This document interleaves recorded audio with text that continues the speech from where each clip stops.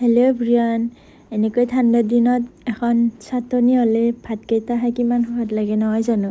সেয়ে ভাবিলোঁ আজি অকণমান চাটনি বনাওঁ, যিহেতু প্ৰত্যেকৰ ঘৰতে পালেং ধনিয়াবোৰ পোৱাই যায় ঠাণ্ডাৰ দিন যিহেতু।